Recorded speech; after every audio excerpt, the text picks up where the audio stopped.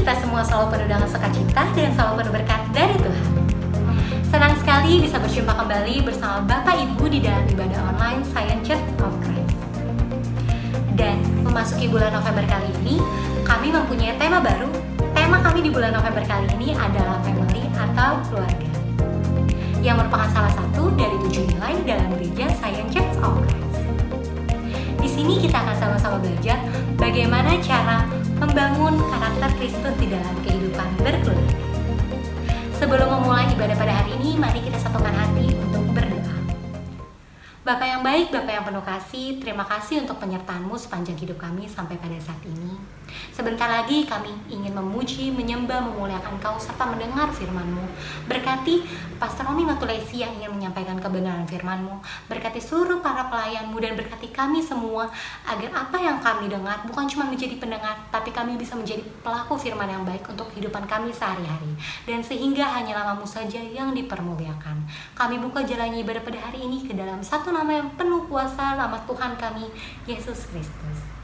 Amin. Tuhan kita adalah Tuhan yang layak disembah, amin.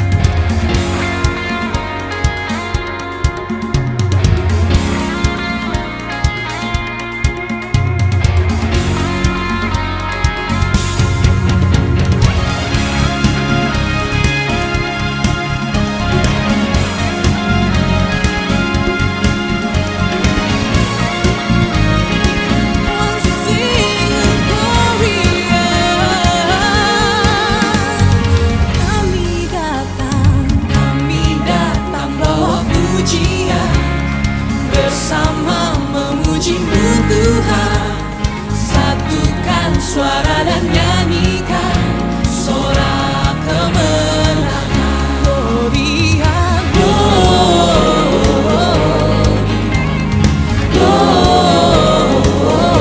Gloria, besar Tuhan, ditinggikan di atas segalanya.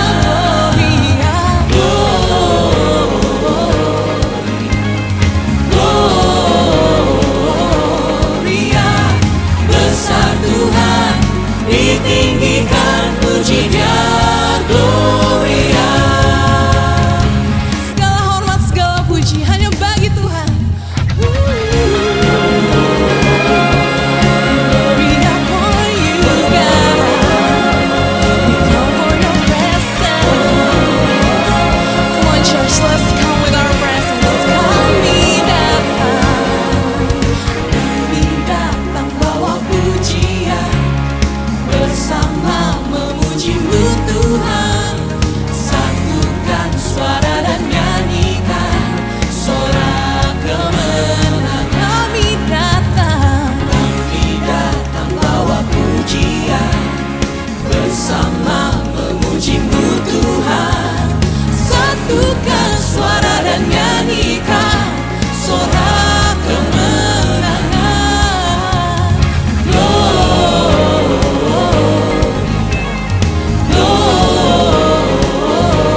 Gloria, besar Tuhan, ditinggikan di atas segalanya. Gloria,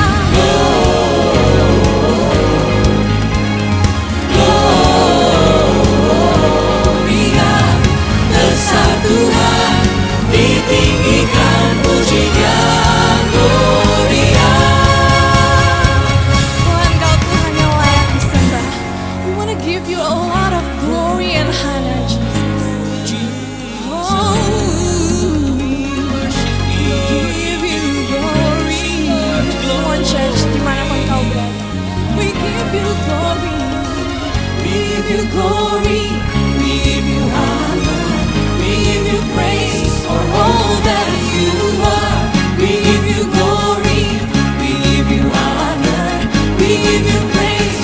Gloria, we give you glory, we give you honor, we give you praise for all that you are. We give you glory, we give you honor, we give you praise. Gloria.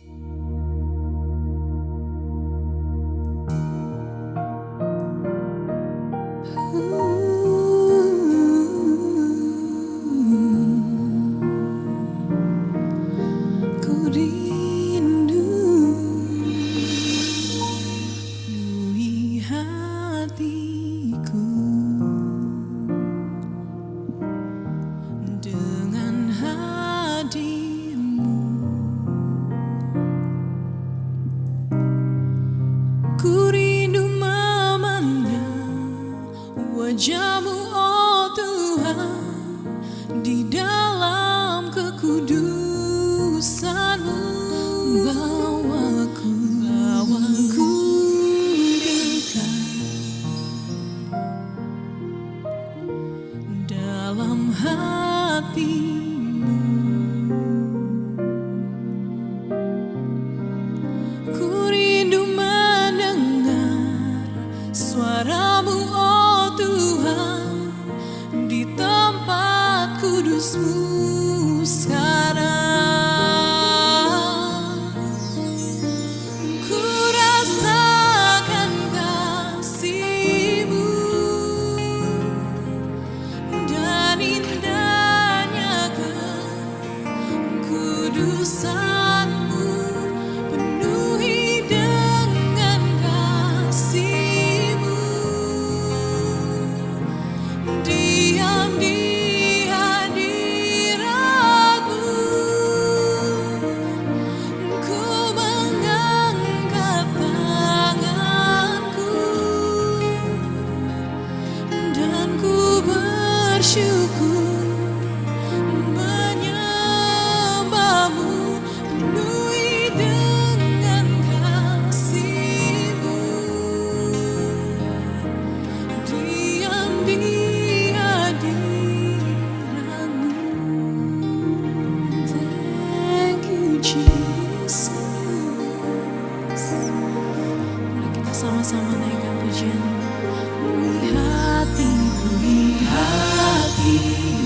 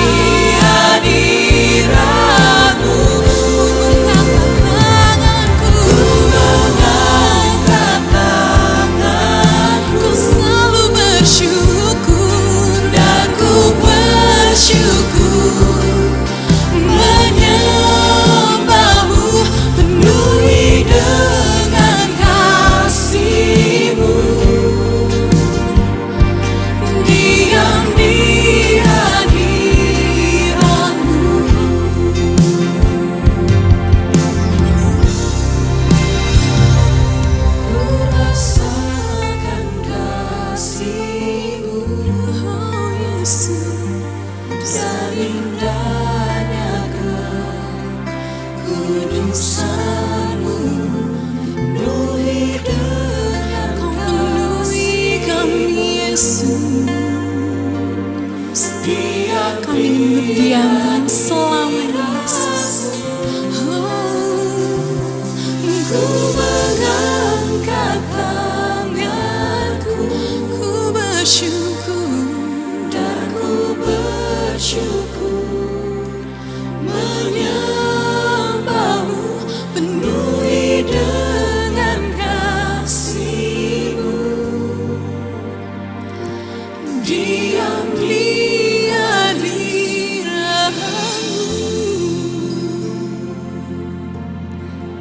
Thank you, Jesus. Bersama Tuhan, kita pasti bisa melewati semua perkara dengan luar biasa. Bergantunglah selalu hanya kepada Tuhan. Pagi hari ini, saudara-saudara terkasih, mari kita bersatu hati untuk setiap pokok doa yang sudah dikirimkan. Mari kita berdoa. Bapa yang baik, Bapa di surga, terima kasih untuk setiap berkat-Mu ya Bapa. Pagi hari ini kami mau berdoa. Yang pertama kami mau berdoa untuk saudara kami yang rindu. Kuliah dan ujiannya boleh berjalan dengan lancar. Kau berkati Tuhan, setiap prosesnya Tuhan, Kau berkati studinya, Kau cukupkan semua yang dibutuhkan ya Bapa, sehingga anakmu ini boleh menyelesaikan kuliahnya dengan baik ya Bapa. Terima kasih Tuhan, kami juga mau berdoa untuk saudara kami yang rindu. Terjadi pemulihan dan kesembuhan dari sakit prostat, hernia, dan pembengkakan di jantung. Kami percaya Engkau dokter di atas segala dokter, Kau maha penyembuh, oleh bilur-bilur-Mu setiap sakit penyakit sudah disembuhkan. Terima kasih Tuhan, kami juga mau berdoa bagi saudara kami yang rindu memiliki keturunan. Kami yakin dan percaya tidak ada yang mustahil bagi-Mu Tuhan. Kau akan berikan keturunan pada waktu yang terbaik. Terima kasih Tuhan Yesus. Kami juga mau berdoa bagi bangsa Indonesia.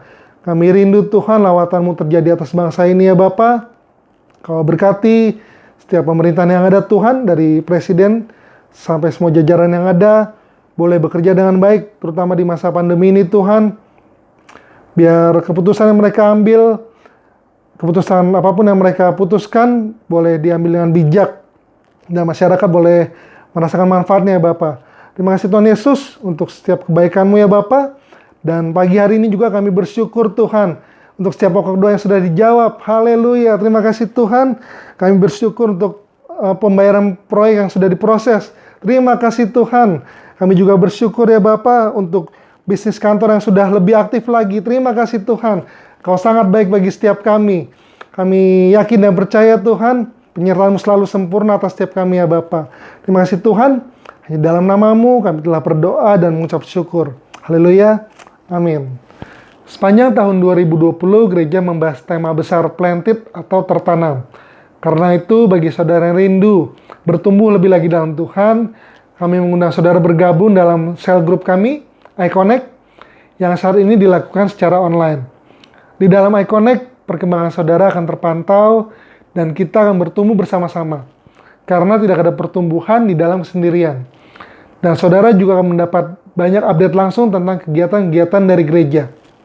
Dan sekarang sebelum kita masuk dalam sakramen tubuh dan darah Kristus, kita akan bersama-sama membaca ayat renungan untuk minggu ini.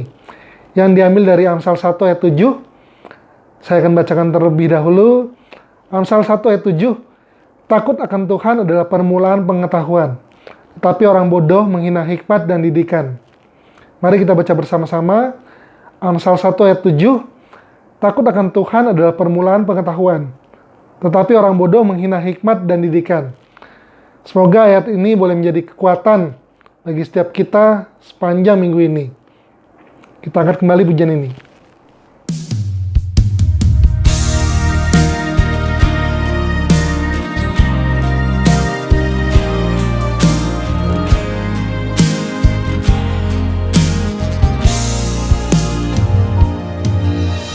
Ku yakin segala perkara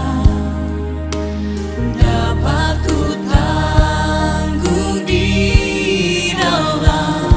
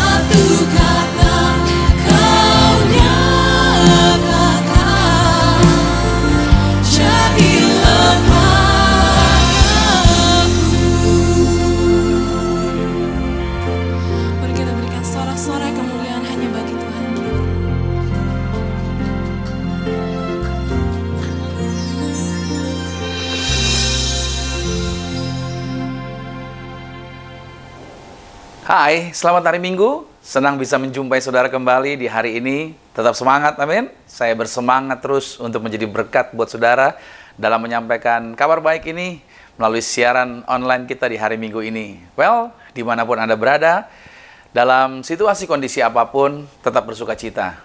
Karena saya percaya Roh Tuhan selalu ada bersama-sama dengan setiap kita di lokasi manapun, walaupun kita terpisah berbeda dimanapun juga lokasi kita saat ini. Dan sebelum kita masuk di dalam kebenaran firman Tuhan, kita akan terlebih dahulu untuk bersatu di dalam sakramen tubuh dan darah Tuhan Yesus Kristus. Untuk itu saya mau ajak setiap kita, mari kita bersatu di dalam doa. Mari kita berdoa. Kami bersyukur buat kesempatan yang indah di hari Minggu ini Tuhan. Kami percaya Roh Tuhanlah yang telah mengatur segala sesuatunya. Hidup ini tidak ada yang kebetulan. Hidup ini semuanya ada di dalam pemantauan dan perencanaan Tuhan. Karena firman-Mu menjaminkan mata Tuhan menjelajah seluruh bumi, memperhatikan keberadaan kami, bahkan juga melimpahkan kekuatan bagi setiap kami. Maka Tuhan Yesus, aku memberkati setiap anak-anak Tuhan, bersama keluarga mereka masing-masing, di tempat mereka masing-masing. Aku berdoa, berkat Tuhan turun atas mereka. Sebentar kami akan bersatu dalam tubuh dan darah Tuhan Yesus. Maka aku berdoa, singkapkan segala sesuatunya, bukakan segala sesuatunya, cerahkan pikiran kami, hikmat Tuhan menuntun kami, dan kami mengerti apa yang Tuhan rencanakan bagi kami. Setelah itu kami akan masuk dalam kebenaran firman Tuhan, berbicara bagi setiap kami, firman-Mu adalah kebenaran, satu-satunya kebenaran yang memerdekakan. Apa yang keluar dari mulut bibir lidahnya Tuhan tidak pernah kembali sia-sia, tetapi akan mengerjakan segala sesuatunya, dan pastinya berhasil. Terima kasih Tuhan Yesus Kristus. Kami buka hati kami untuk sambut tubuh dan darah Tuhan Yesus dalam nama Yesus Kristus. Haleluya. Amin. Nah baik, saudara, sebelum masuk dalam sakramen tubuh darah Yesus, saya bacakan terlebih dahulu yaitu firman Tuhan yang terambil di dalam Matius 26 pada ayat yang ke-28. Dikatakan seperti ini. Sebab inilah darahku, darah perjanjian yang ditumpahkan bagi banyak orang untuk pengampunan dosa. Saya highlight di situ kata perjanjian. Dan ayat yang sama, yang sinonim dengan ini adalah diambil dari Lukas 22. Pada ayat 20 dikatakan, demikian juga dibuatnya dengan cawan sesudah makan. Ia berkata, cawan ini adalah perjanjian baru oleh darahku yang ditumpahkan bagi kamu. Sama, ada kata perjanjian juga yang saya highlight di sana. Apa maksudnya dengan perjanjian ini? Nah, kata perjanjian di dalam bahasa Yunani itu tertulis diatheke, yang juga artinya adalah wasiat atau warisan. Kata diatheke ini juga dipakai di dalam penulisan dalam kitab Ibrani pada pasal 9, pada ayat 15 sampai dengan ayat 17, kata perjanjian atau kata diatheke ini dituliskan di sana. Mari saya bantu bacakan. Karena itu, ia adalah pengantar dari suatu perjanjian yang baru, supaya mereka yang telah terpanggil dapat menerima bagian kekal yang dijanjikan, sebab ia telah mati untuk menebus pelanggaran-pelanggaran yang telah dilakukan selama perjanjian yang pertama. Ayat 16-nya, sebab di mana ada wasiat. Lihat, kata perjanjian diartikan dengan wasiat atau warisan. Ayat 16 dikatakan, sebab di mana ada wasiat, di situ harus diberitahukan tentang kematian pembuat wasiat itu. 17-nya, karena suatu wasiat barulah sah kalau pembuat wasiat itu telah mati, sebab ia tidak berlaku selama pembuat wasiat itu masih hidup. Saudara kasih Tuhan, Yesus Kristus 2000 tahun yang lalu telah mati buat Anda dan saya. Dialah yang membuat perjanjian ini. Dialah yang telah membuat warisan atau wasiat ini. Bagi siapa? Bagi Anda tentunya. Bagi saya, bagi setiap kita orang yang percaya pada Yesus. Oleh karena itu saudara kasih Tuhan, Tuhan Yesus sudah membuat perjanjian ini dengan darahnya. Yaitu perjanjian untuk apa? Untuk mengampuni dosa Anda dan saya. Mengampuni dosa kita. Menyelamatkan kita. Menjadikan kita warga sorga. Menanggung penyakit kelemahan tubuh kita. Memberikan kita hidup yang berkelimpahan. Menjadikan kita ciptaan baru. Segambar serupa dengan Kristus yang penuh dengan kuasa dan kemuliaan. Ini dilakukan Yesus agar keluarga kita selamat. Agar keluarga kita tidak binasa. Hidup kekal di sorga. Dan di bumi hidup seperti di surga. Yaitu tidak sakit-sakitan. Damai sukacita. Berkemenangan. Penuh kuasa. Serta apa yang kita kerjakan Tuhan buat berhasil. Ini semua adalah warisan. Oke, ingat baik. Wasiat atau warisan tidak akan berlaku sebelum pembuat warisannya mati. Dan Yesus telah mati buat Anda. Meninggalkan warisan, memberikan wasiat ini buat Anda. Untuk dinikmati, bukan nanti. Tapi kapan? Sekarang. Jadi warisan ini disediakan sekarang. Ya, sekarang. Melalui apa? Dengan sakramen tubuh dan darah Tuhan Yesus Kristus. Yang sebentar kita akan terima. Maka oleh darah perjanjian, sesuai Matius 26 tadi, darah perjanjian. Maka oleh karena darah perjanjian itu, kita sekarang menikmati semua warisan itu. Ada amin? Haleluya. Ini kabar baik buat setiap kita. Karena itu, mari siapkan sakramen tubuh dan darah Tuhan Yesus. Kita mau angkat rotinya terlebih dahulu. Baru setelah itu kita mengangkat anggurnya. Kita berdoa buat roti ini. Bersama-sama ikuti doa saya, kita angkat roti ini. Mari katakan, dalam nama Tuhan Yesus, inilah roti yang turun dari surga. Inilah tubuh Tuhan Yesus Kristus, tubuh yang tergantung di atas kayu salib.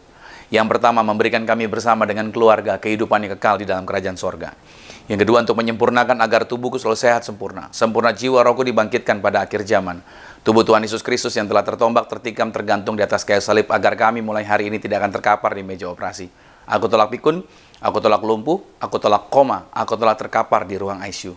Maka dengan korban tubuh Kristus, mulai hari ini kami selalu sehat, menang atas segala virus, menang atas segala penyakit, hidup di bumi sama seperti di sorga. Dalam nama Tuhan Yesus, inilah tubuh Tuhan Yesus Kristus. Mari kita makan tubuh Tuhan Yesus.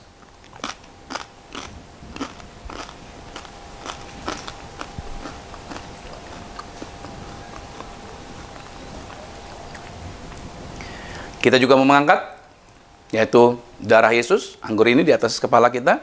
Bersama-sama dengan saya katakan dalam nama Tuhan Yesus, inilah darah Yesus Kristus. Darah yang tercurah di atas kayu salib sebagai perjanjian yang baru dan yang kekal.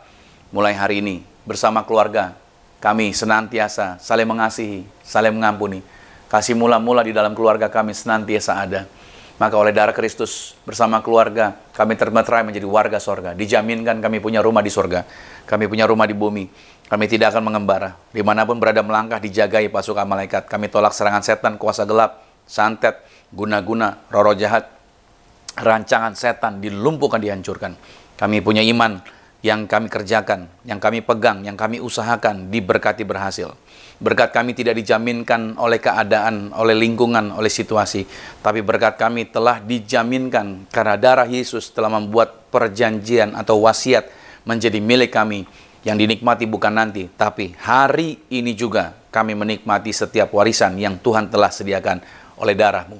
Maka mulai hari ini kami diberkati bersama keluarga. Hidup kami di bumi sama seperti di surga. Dalam nama Yesus, inilah darah Yesus Kristus. Mari kita minum, inilah darah Tuhan Yesus Kristus.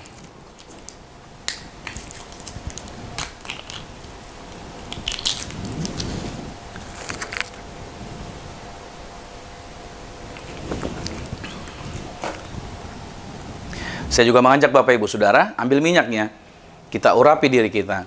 Kita berdoa buat keluarga kita. Kita berdoa buat orang-orang sekitar kita. Kita berdoa buat lokasi di mana kita berada. Kita memberkati. Hidup orang percaya itu bukan menyakiti, tapi hidup orang percaya dimanapun dia merangkah, dia jadi berkat.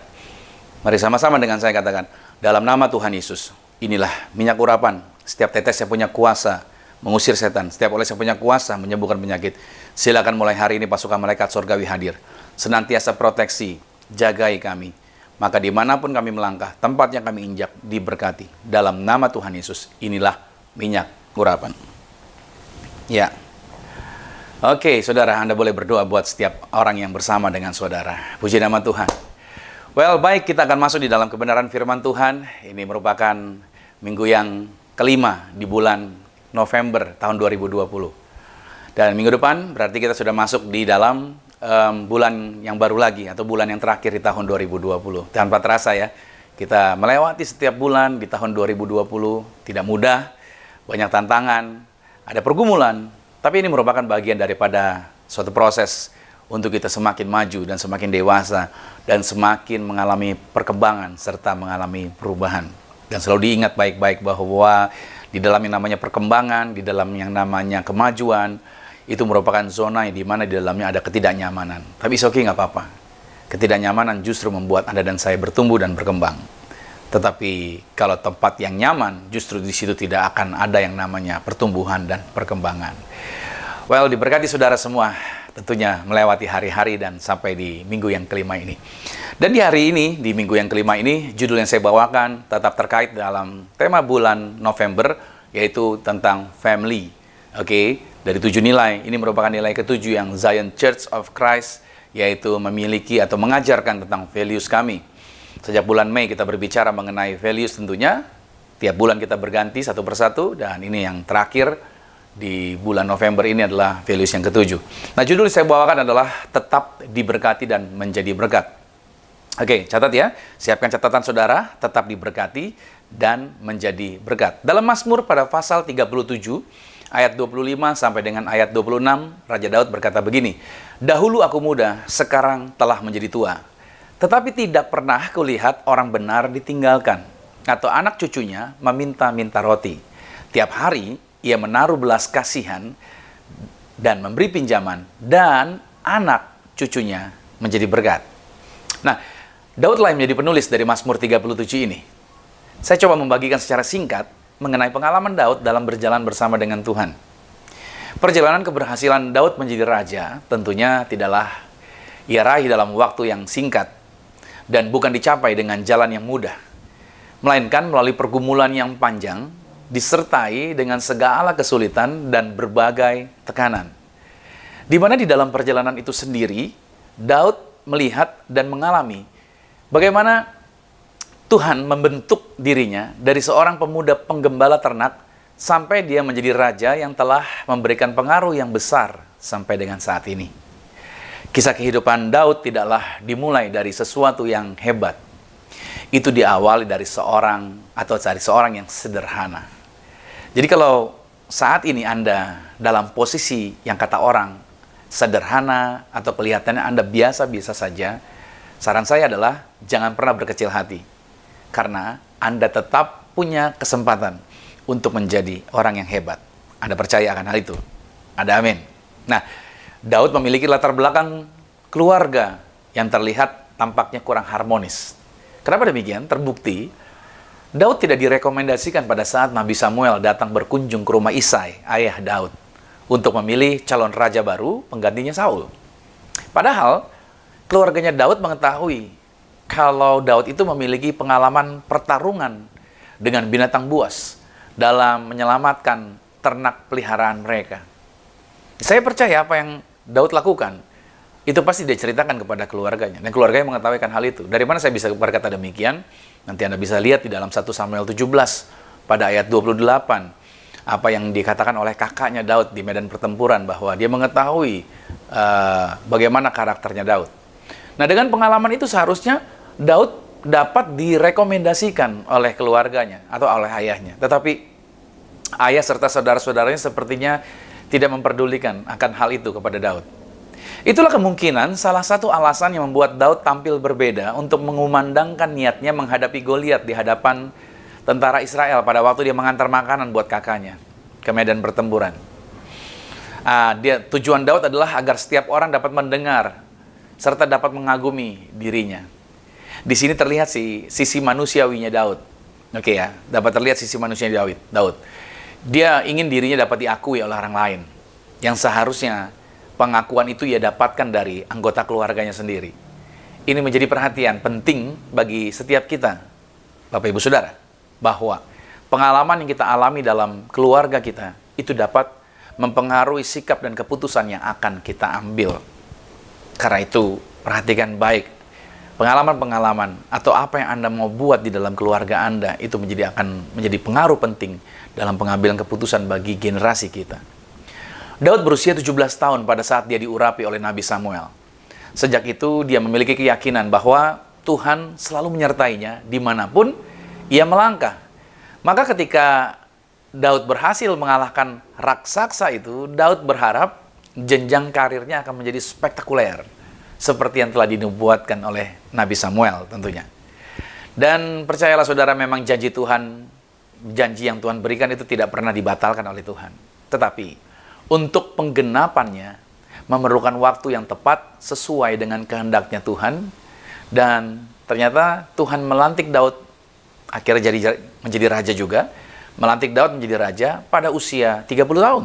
Ya, usianya 30 tahun. Artinya dibutuhkan waktu 13 tahun untuk Tuhan mempersiapkan Daud menjadi raja bagi Israel.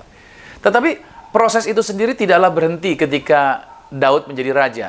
Karena selama 40 tahun berikutnya, Daud dibawa Tuhan dalam pengalaman yang membuat kehidupannya menjadi berkat yang besar dan membawa perubahan hidup bagi setiap orang percaya sampai dengan saat ini. Dan pernyataan Daud bahwa anak cucu orang benar tidak akan ditinggalkan dan tidak menjadi miskin, tentulah ini menjadi pengalaman pribadinya Daud. Walaupun dalam kenyataan hidupnya, Daud mengalami kesusahan dan bisa saja ia mengalami yang namanya persungutan. Bisa saja ia bersungut-sungut bahwa Tuhan sepertinya telah melupakan dia. Oke, misalkan begini saudara, Daud pernah meminta roti dari Imam Abimelek. Oke, pada saat Saul sedang mengejar dia. Juga Daud pernah meminta roti kepada seorang kaya bernama Nabal pada saat pengguntingan bulu domba. Artinya betapa susahnya perjalanan kehidupan Daud sampai dia harus meminta roti sama orang lain. Tetapi ini saya katakan bahwa Daud telah menjalani proses yang panjang untuk dapat menyaksikan bahwa Tuhan yang memilihnya tidak akan pernah melupakannya. Catat baik, Tuhan yang telah memilih Anda, Tuhan yang telah memilih saya, Tuhan yang tidak akan pernah melupakan apa yang telah Dia janjikan buat kita. Itulah sebabnya ketika Daud mengerti akan hal itu, Daud rela mengorbankan apa yang ada padanya untuk menjadi berkat bagi orang lain. Oke, ingat ya, judul kita ya, tetap diberkati dan menjadi berkat. Terbukti pada saat Daud berencana membangun bait Allah, ia rela memberikan apa yang dimilikinya dalam jumlah yang sangat besar. Daud tidak hitung-hitungan buat Tuhan. Karena Daud tahu dia orang yang diberkati Tuhan dan dia pengen menjadi berkat.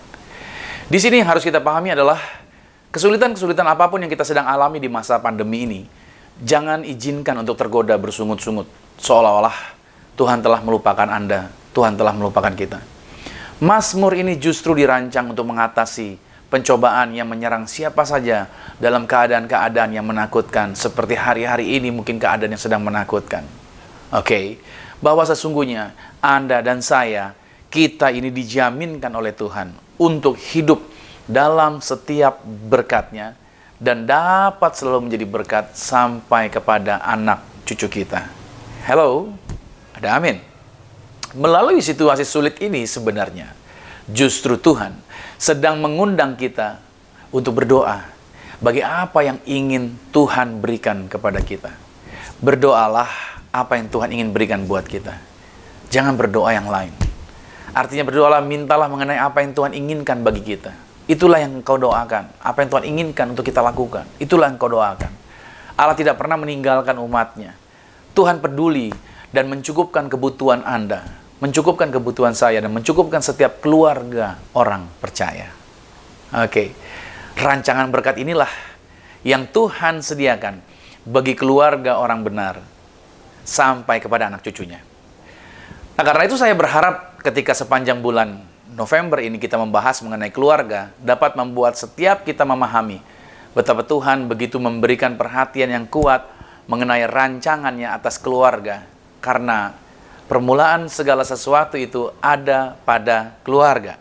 Saya rindu keluarga Anda diberkati. Oke, dan melaluinya kita juga dapat menjadi berkat. Sama-sama katakan amin. Yes. Dan saya juga menyadari bahwa pada kenyataannya memang tidak ada keluarga yang sempurna. Ya, tidak ada keluarga yang sempurna memang. Termasuk Daud yang menuliskan Mazmur ini juga. Atau mungkin saat ini Anda yang sedang menyaksikan acara ini berasal dari keluarga yang tidak sempurna juga. Tetapi mohon diingat akan hal ini, yaitu firman Tuhan tidak pernah dapat dibatalkan oleh karena situasi, kondisi, atau kejadian apapun.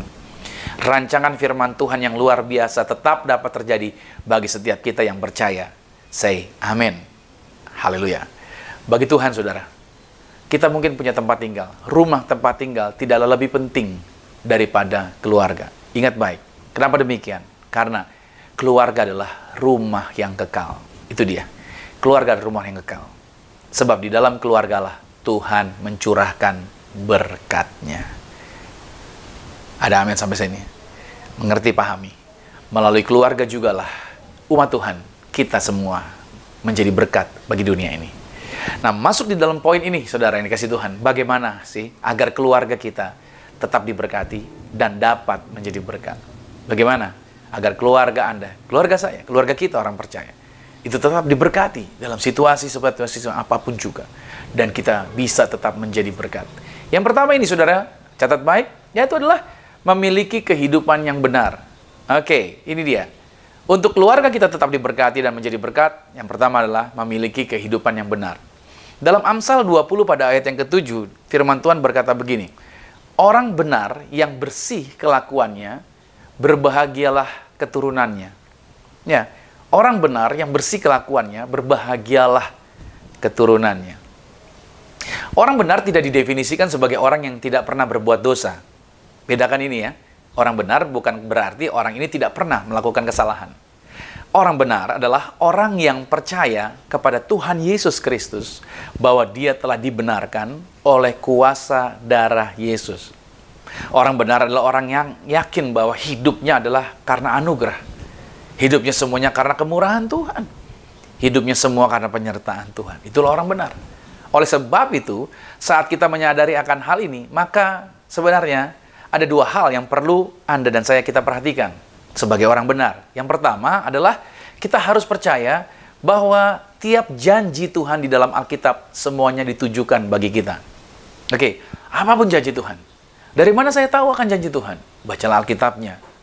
Ketika Anda membaca Alkitabnya, saudara akan tahu apa-apa saja yang Tuhan sudah janjikan kepada saudara. Menurut Galatia 3 ayat 29, karena kita keturunan Abraham juga melalui korban darah Yesus Kristus, berarti kita juga layak untuk menerima semua janji itu bagi kita. Berarti saudara, percayalah, Anda tidak mungkin tidak diberkati. Keluarga Anda tidak mungkin tidak diberkati. Kita yang sudah percaya oleh pengorbanan darah Yesus, kita disebut sebagai orang benar, maka sebagai orang benar, kita juga layak atau percaya untuk selalu menerima semua janji Tuhan bagi kehidupan kita. Amin. Yang perlu diperhatikan yang kedua adalah apa? Kita bertanggung jawab. Karena kita disebut orang benar, berarti kita bertanggung jawab atas status dan keadaan kita.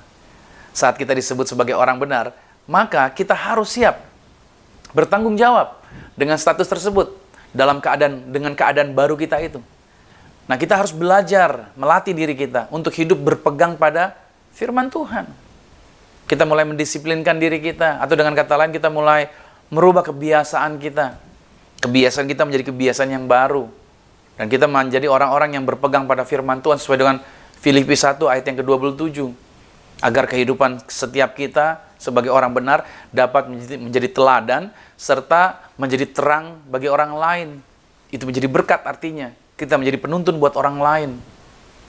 Jangan sampai kita berbicara firman Tuhan, tapi dalam kehidupan praktek hari-hari kita suka bergosip, kita suka menjelekkan orang lain, dan suka menjatuhkan orang lain. Nah, seharusnya kehidupan orang percaya adalah kehidupan yang menjalani apa yang dia percayai. Kalau dia orang benar, praktekanlah dengan sikap kita. Terapkanlah, karena nilai kebenaran ini, kita perlu menetapkan nilai itu bagi diri kita. Karena kalau kita tidak menetapkan nilai bagi diri kita, nanti ada orang lain yang akan menetapkan nilai bagi diri kita sendiri. Itu yang pertama yang menjadi perhatian buat kita, bahwa kita menjadi orang yang diberkati dan kita memberkati. Yang kedua, yang perlu kita lakukan bagaimana agar keluarga kita tetap diberkati dan menjadi berkat adalah memiliki kehidupan yang takut akan Tuhan. Ya, memiliki kehidupan yang takut akan Tuhan. Mazmur 128 ayat 3 dan 4 berkata begini, Istrimu akan menjadi seperti pohon anggur yang subur di dalam rumahmu, anak-anakmu seperti tunas pohon zaitun sekeliling mejamu. Sesungguhnya demikianlah akan diberkati orang laki-laki yang takut akan Tuhan. Lihat baik-baik ayat yang keempat, saya agak fokus di ayat yang keempat. Dikatakan sesungguhnya demikianlah akan diberkati orang laki-laki yang takut akan Tuhan. Akarnya dimulai dari laki-laki. Akarnya dimulai dari pria yang takut akan Tuhan. Kenapa demikian? Karena ini menjadi bagian yang harus diingat baik. Bahwa pria itu digambarkan sebagai fondasi yang mengamankan seluruh bangunan. Kalau saudara lihat gedung mewah, gedung bagus, ya kan, penampakan luarnya bagus. Percayalah saudara, yang membuat gedung itu kokoh berdiri karena ada fondasi. Variasi itu tampak di luar. Pernak-pernik keindahan tampak di luar, itu variasi. Tapi fondasi itu tidak pernah kelihatan. Fondasi itu adanya di dalam dan tidak tampak dari luar. Tapi justru yang tidak tampak itu, fondasi yang tidak kelihatan itu, justru itulah yang membuat bangunan itu kokoh. Saya suka memperhatikan kalau kontraktor bangun gedung atau ya ada pembangunan gedung, saya suka memperhatikan. Ketika mereka membangun sebuah gedung yang tinggi, rencana mereka akan membangun pencakar langit. Yang mereka lakukan adalah apa? Mereka membangun lantainya ke bawah lebih banyak. Mereka menggali ke bawah lebih banyak. Mereka menggali ke bawah lebih banyak. Semakin gedung itu tinggi, semakin lebih banyak lagi. Mereka menggali ke bawah. Mereka menggali ke bawah. Bahkan gedung-gedung pencakar langit itu memiliki 25 lantai ke bawah fondasinya. Mengapa demikian? Karena dengan fondasi yang kuat, fondasi yang kokoh, itu membuat bangunan yang tinggi itu dapat berdiri dengan tegak dan mengamankan seluruh bangunan. Itulah gambarannya mengapa seorang pria atau seorang suami, dia harus menjadi seorang yang takut akan Tuhan. Perhatikan baik, ini penting sekali. Karena kalau seorang pria, kalau seorang suami tidak takut akan Tuhan, maka seluruh rumah itu akan goyang. Keluarga itu akan goyang. Dan keluarga itu tidak mungkin bisa hidupnya diberkati atau menjadi berkat. Makanya para pria, para suami, Anda harus menjadi orang laki-laki yang takut akan Tuhan. Takut bukan berarti ketakutan, tetapi pria adalah seorang pria yang tunduk, menjadi seorang pria yang taat kepada Tuhan. Ini berbicara bahwa menjadi orang tua itu penting sekali. Untuk apa? Untuk memiliki ketakutan akan Tuhan. Dalam artian bukan ketakutan seperti lihat setan, tapi penundukan yang benar-benar tunduk sama Tuhan. Hidup mereka hanya bergantung kepada Tuhan. Makanya mereka menjaga seluruh area kehidupan mereka. Dan ini penting. Makanya kalau saudara punya anak laki-laki, siapkan anak-anak saudara. Karena dialah akan menjadi kepala, dia akan menjadi fondasi buat keluarganya. Jadi saudara harus mempersiapkan anak laki-laki Anda sejak dini untuk menjadi seorang ayah atau menjadi seorang pria yang menjadi fondasi buat keluarga. Nah, dari orang tua yang konsisten menjaga kesucian hidup. Oke ya, orang tua yang konsisten. Karena dikatakan bahwa istrinya akan seperti apa tadi, anggur. Anak-anak seperti tunas zaitun. Berarti orang tuanya harus konsisten menjaga kesucian hidup. Maka ketika orang tuanya konsisten menjaga kesucian, maka akan tumbuh anak-anak yang menghormati nilai-nilai luhur. Dari orang tua yang pemurah dan bersikap welas asih, maka tumbuhlah anak-anak yang penuh dengan kepedulian dan cinta kasih. Dari orang tua yang tidak membeda-bedakan sesama, maka akan tumbuh anak-anak yang egaliter. Dari orang tua yang menghormati perbedaan, tumbuhlah anak-anak yang toleran. Perhatikan baik. Ini menjadi penting bahwa anak-anak kita akan menjadi seperti apa yang mereka terima di rumah. Ada tulisan yang mengatakan, children learn what they live. Anak-anak belajar dari kehidupan yang dialami mereka. Dorothy Knowlton menuliskan demikian. Dia harus menjadi pemahaman di dalam keluarga kita. Untuk kita pahami baik-baik akan hal ini. Keluarga yang diberkati dan menjadi berkat adalah keluarga yang takut akan Tuhan. Ketika rumah tangga Anda penuh dengan situasi menghormati Tuhan, mengagungkan Tuhan, mengagumi Tuhan, maka anak-anak saudara akan belajar yang luar biasa. Yang ketiga, saudara, bagaimana agar keluarga kita diberkati dan menjadi berkat, yaitu memiliki kehidupan yang rukun. Nah ini dia, memiliki kehidupan yang rukun. Mazmur 133, pada ayatnya yang pertama sampai dengan ayatnya yang ketiga, dikatakan begini, nyanyian ziarah Daud, sungguh alangkah baiknya dan indahnya apabila saudara-saudara diam bersama dengan rukun. Seperti minyak yang baik di atas kepala, meleleh ke janggut, yang meleleh ke janggut Harun dan ke leher jubahnya. seperti embun Gunung Hermon yang turun ke atas gunung-gunung Sion. Sebab kesanalah, garis bawah ini, kesanalah Tuhan memerintahkan berkat kehidupan untuk selama-lamanya. Seringkali saya jumpai setiap keluarga ingin keluarganya diberkati dan menjadi berkat. Tapi persoalan seringkali dalam rumah tangga itu seringkali ribut. Seringkali rumah tangga itu berantem. Seringkali rumah tangga itu marah, emosi. Ya, saudara yang kasih Tuhan, ayat ini mengatakan bahwa kalau saudara mau diberkati, gampang caranya. Rukun rumah tangganya. Rukun orang di dalamnya. Jaga kerukunan. Oke? Ketika engkau rukun di dalam keluarga Anda, mulai dari keluarga Anda, mulai dari rumah Anda, maka ayat ini mengatakan bahwa berkatnya nggak bakalan lari kemana-mana. Berkat dari Tuhan tidak pernah salah alamat. Kalau kita pesan orderan online, bisa salah titik di tetangga Anda, bisa salah GPS. Ya kan? Tetapi kalau berkat dari Tuhan, nggak pernah salah titik, nggak pernah salah GPS, nggak pernah salah lokasi. Karena berkat dari Tuhan pasti tepat datangnya kepada Anda pada waktu kita menjaga hidup yang rukun. Dimulai dari mana tadi? Dari rumah kita tentunya, dari keluarga kita. Jangan sampai kita kelihatan hebat di luar, seolah-olah kita pencitraan di luar. Mohon maaf ya, saya tidak menghakimi orang. Tapi mari kita belajar, rukun itu dimulai dari dalam rumah kita sendiri. Itu yang penting sekali, makanya kenapa saya berbicara mengenai keluarga di bulan November ini. Nah, Mazmur ini mengungkapkan kebenaran rohani yang sama.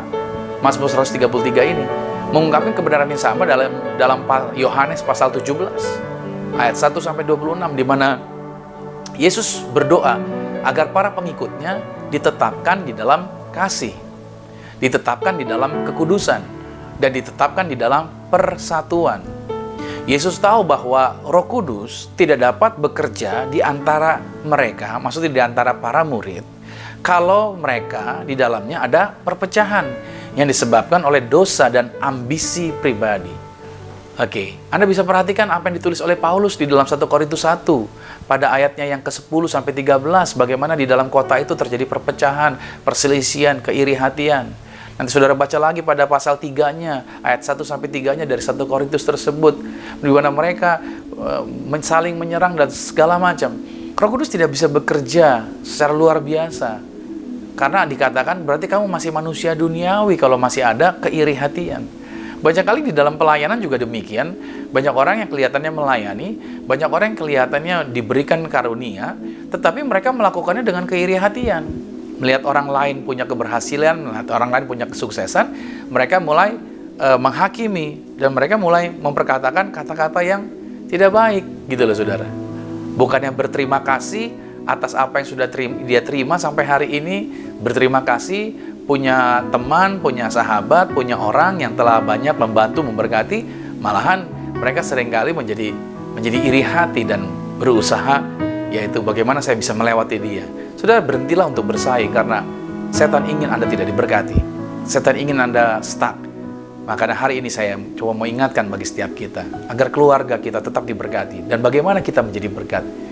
Berhentilah bersaing, hiduplah rukun.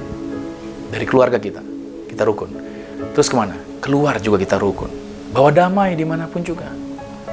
Makanya kasih yang sungguh-sungguh, ya, kasih yang sungguh-sungguh bagi Allah dan sesama, ini penting sekali untuk kita pegang. Oke?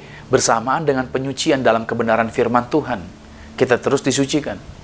Karena begitu kita hidupnya rukun, punya kasih kepada sesama kita, ya, kita kasih kepada Allah, semua orang bisa berkata, ya, saya mengasihi Tuhan, tapi buktikan dengan kasih kepada sesama. Dengan itu, maka akan membuat Tuhan selalu berada bersama dengan kita dan mengurapi pelayanan-pelayanan kita, mengurapi jemaat yang bersama dengan kita. Saya berdoa buat saudara agar keluarga Anda tetap diberkati dalam situasi apapun. Hidup kita juga dapat menjadi berkat. Saya akan closing firman Tuhan di hari Minggu ini, saudara. Jadi apa yang telah kita pelajari selama 1 bulan ini mengenai keluarga, itu dapat memberikan petunjuk akan karya serta rencana Tuhan bagi setiap individu. Karena dengan keluarga yang berfungsi secara benar sesuai dengan firman Tuhan, maka generasi Tuhan akan perkasa di bumi ini. Kehidupan orang percaya akan selalu diberkati dan menjadi berkat. Nah, perkataan Mazmur Daud di awal pembacaan firman Tuhan yang telah kita baca tadi telah memberikan jaminan bahwa dari kita muda, ingat ya, dari kita muda sampai kita tua, jaminan Tuhan atas kita tidak pernah gagal. Tuhan yang telah memilih Anda, Tuhan yang telah memilih saya, Tuhan yang telah memilih setiap kita adalah Tuhan yang setia. Dan Dia pasti mewujudkan apa yang sudah Dia janjikan kepada setiap kita. Doa saya, Anda tetap bersuka cita. Doa saya, Anda tetap berbahagia. Doa saya, Anda mengalami kemajuan dan mengalami kesuksesan. Selamat hari Minggu, selamat menikmati minggu yang diberkati. Selamat menghabiskan yaitu bulan November ini dengan sukacita. Dan selamat untuk menghadapi yaitu masuk bulan yang baru, yaitu bulan depan kita akan masuk di bulan Desember. Tuhan Yesus memberkati. Mari kita berdoa. Terima kasih Tuhan Yesus Kristus, kami bersyukur buat kasih-Mu, kami bersyukur buat anugerah-Mu. Kami percaya firman Tuhan yang kami terima hari ini benar-benar membuat kami bersuka cita, membuat kami sadar akan kebenaran, akan kekudusan, akan warisan yang Tuhan sediakan. Dan semua berkat itu dimulai ternyata di dalam keluarga. Untuk itu Tuhan, kami mau tetap diberkati. Dan kami juga mau menjadi berkat. Dengan bagian-bagian ini, kami mau praktekkan di dalam kehidupan kami masing-masing. Aku berdoa setiap anak-anak Tuhan dijumpai Tuhan dimanapun mereka berada. Kasih karunia Tuhan menyertai. Bangsa ini diberkati. Bahkan gereja kami juga diberkati. Setiap gereja anak-anak Tuhan juga diberkati. Seluruh yang ikut melayani, setiap tangan-tangan yang telah membantu di dalam pelayanan ini juga diberkati. Gereja Zion Church of Christ dibuat maju, dibuat berhasil, segala persiapan ke depan, memasuki bulan depan juga Tuhan berkati. Terima kasih buat segala sesuatunya Tuhan. Maka saat ini kami akan mengakhiri ibadah ini. Biar kasih karunia, berkat, pertolongan, mujizat Tuhan senantiasa menyertai setiap anak-anak Tuhan. Dan kami akan menerima berkat-berkat Tuhan. Kekasih Kristus, mari arahkan hatimu. Aminkan setiap berkat ini menjadi milik kita. Diberkatilah engkau di dalam usahamu, diberkatilah engkau di dalam pekerjaanmu, diberkatilah engkau di dalam studi sekolah kuliahmu, dan diberkatilah engkau di dalam pelayananmu. Apapun yang kau pegang kerjakan di dalam kekudusan, ingatlah perkara ini. Tuhan Yesus Kristus pasti membuat kau berhasil. Diangkat Tuhan kau naik ke atas, bukan turun, menjadi kepala bukan ekor. Aku berdoa sepanjang minggu, bulan, bahkan tahun ini merupakan minggu bulan tahun yang penuh berkat. Sehingga siapapun tinggal dengan kau pasti diberkati. Keluargamu diberkati, orang tuamu diberkati, saudara-saudarimu diberkati, rumah tanggamu berbahagia. Terimalah berkat anugerah dari Bapa di surga, cinta kasih di dalam Yesus Kristus, kekuatan penghiburan di dalam kuasa Roh Kudus, menyertai mengurapi setiap kita mulai saat ini sampai Tuhan datang menjemput Anda dan saya, keluargamu dan keluargaku, kita semua sama-sama menjadi warga kerajaan sorga. Yang percaya sama-sama kita katakan, amin. Selamat diberkati Tuhan, selamat menikmati hari yang luar biasa. Maju terus di dalam Tuhan Yesus Kristus. Sampai jumpa minggu depan. Amin.